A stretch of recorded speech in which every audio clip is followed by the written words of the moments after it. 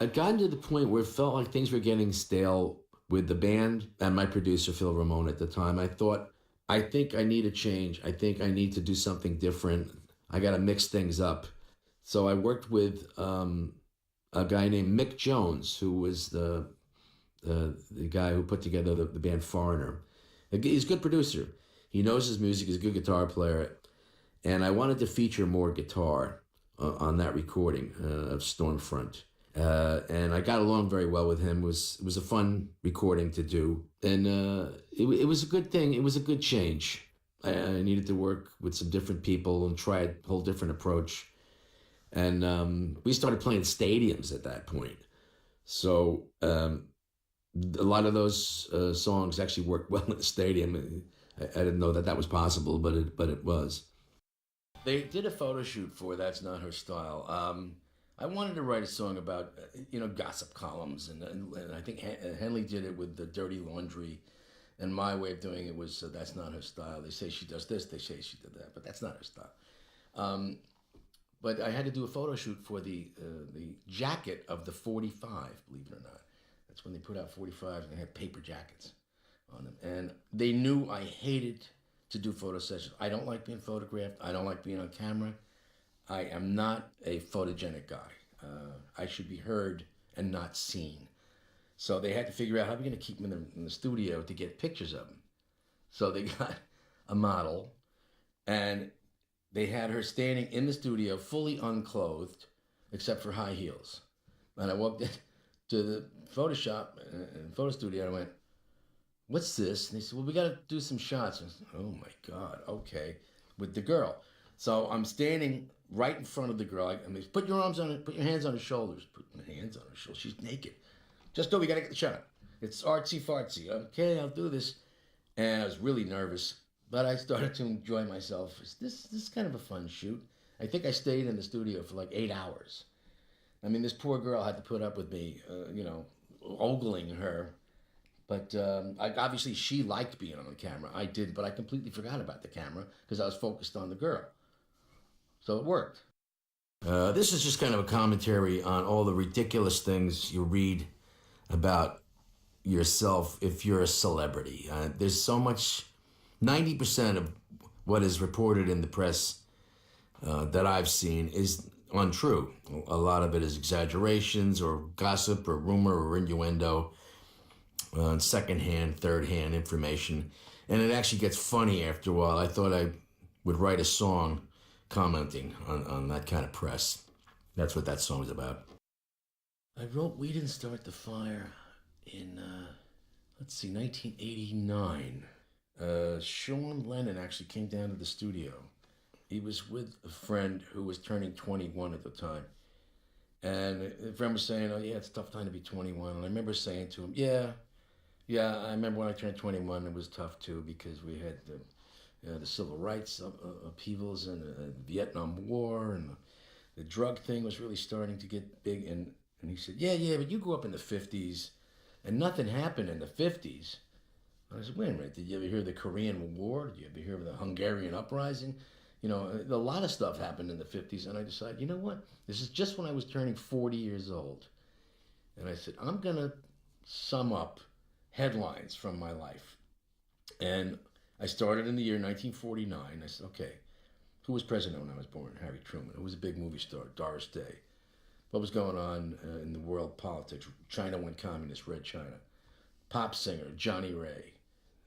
Johnny Ray's? South Pacific was a big show. Walter Winchell was a big journalist.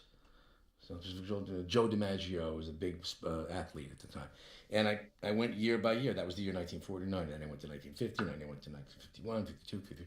And every verse has a year until you get to the late 60s. And then things start to accelerate. It speeds up, which just seems like what happened in time for me. And then it's basically the history of the Cold War from 1949, 1989.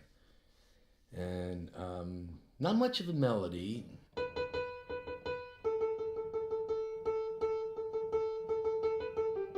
One of the worst melodies I ever wrote. But the propulsion of the rhythm and the lyrics just can't pretty much create the song itself.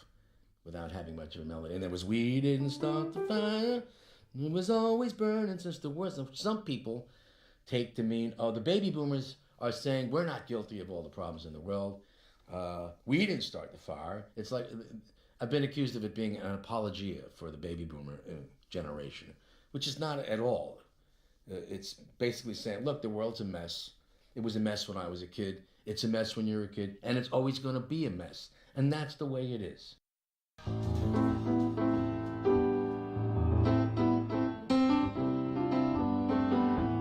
That was my attempt to write a real folk song, which is very difficult to do and have it sound sincere. Very much troubled by what was happening with the fishermen in my native Long Island. They were being disenfranchised. They were being put out of business by regulations and by sport fishermen. And their way of life was disappearing. And essentially, they're the people who built Long Island, where I grew up. They're the people who made it the place that everybody wants to go. I mean, out in the Hamptons, before it became, lifestyles of the rich and famous, that's where the fishermen lived. They were moving away. They couldn't afford to live there anymore. And I wanted to kind of make a comment on that way of life disappearing. The people that built this place where I grew up. And it was a sincere attempt to write a folk song, and I hope I succeeded. The rhythm in it is interesting because the music is... I wanted to connotate the sea. And usually a lot of rock and roll and pop music is on 2 and 4. 1, 2, 4. 1, 4, 2, 4. And then I tell the drummer to play backwards. Play on 1 and 3. 1, 2, 3. 1, 3. Which sounds like waves coming in. Boom, bash, boom, bash. That gave it the sea chanty essence. And doing the drum beat backwards worked. And I think it made it sound like a folk song. So I'm very proud of that one. Let's see. I go to extremes.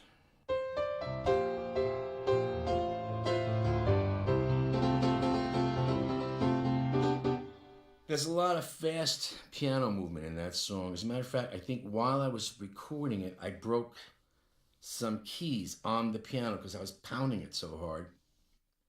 And the photographer, the video guy, the video director, heard about this and he said, I've got to get that. I got to show that. And I think during the video, you see me actually breaking keys on the piano. They had a piano that was easy to break, but I did it anyway. There's a lot of rapid hand movement on the piano in that video. It's just like a relentless beat. Boom, boom, boom, ba, boom, ba, boom, boom, ba, which is what kind of dictated the melody going. It's a syncopated melody. It doesn't go all that naturally with the beat. The beat's like that.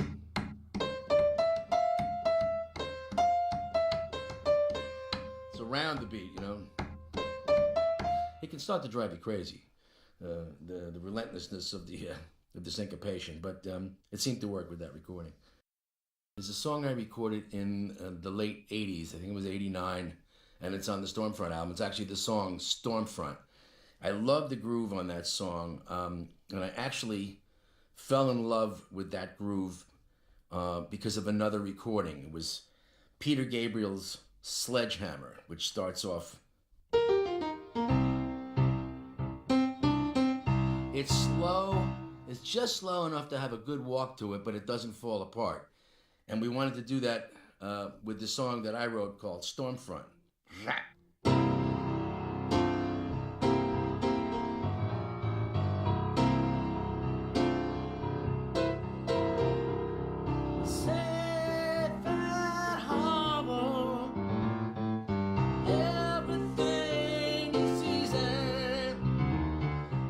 Slow up, but it's very powerful and ponderous, based on the same groove as Gabriel's Sledgehammer. It's slow, it's just slow enough to have a good walk to it, but it doesn't fall apart. And we wanted to do that with the song that I wrote called Stormfront.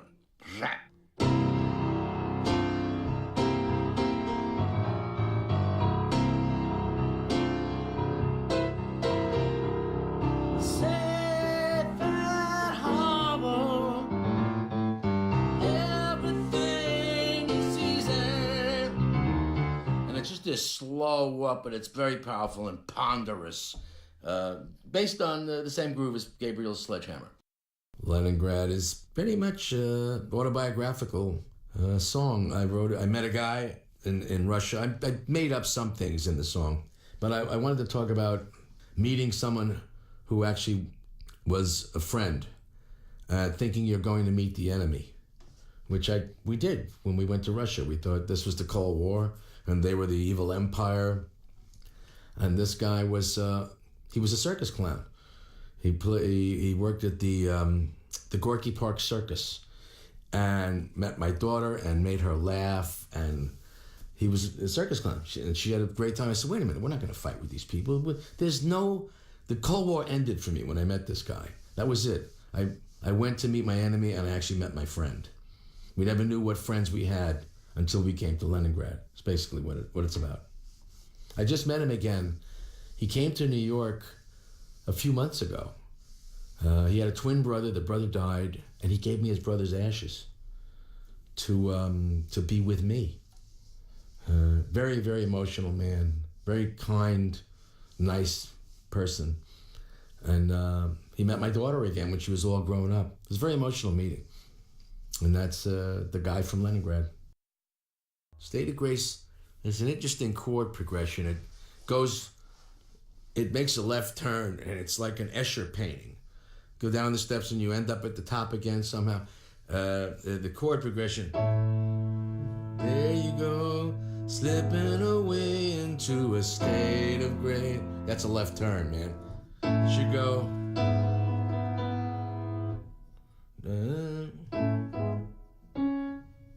Should go there, but it goes. There you go, slipping away into a state of grace. Na na na na na na na na na. I don't know how I got back to it. I found my way out of the alley somehow, but it's. I wanted it to be a little bit ethereal. You're talking to somebody. There you go, slipping away into a state of grace, and they're just somewhere else. No matter how you're trying to get through to them, they're above it all. They're in their own bubble. And sometimes you just can't get through to people. I think that's the essence of what that song was. I think of it as a song that could have been sung the best by Daryl Hall. He has a particular thing in his voice. There you go, slipping away into a state of grace. Na na na na na na na na na. It's so familiar to me. It's so familiar to hey. You know how Daryl Hall did that hey things. I always pictured Daryl Hall singing that song. I had a book when I was a little boy called the Fireside Book of Folk Songs. And it was all the great folk songs that had ever been written. I loved the book. They had little illustrations. They had cowboy songs. They had work songs. They had soldier songs. But there's an old song, it's an English folk song called Barbara Allen. And it goes like this.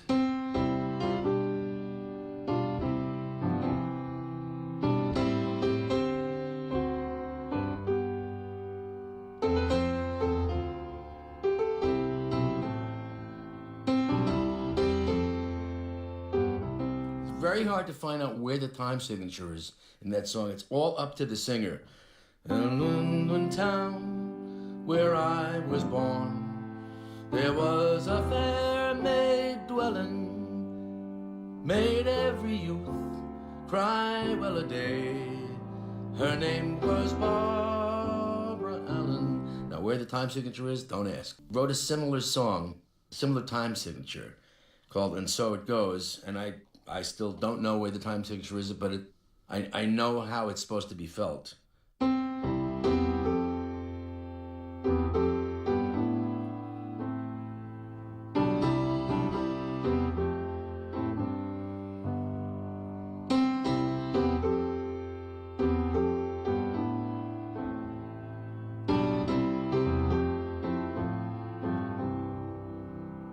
And it goes into And So It Goes.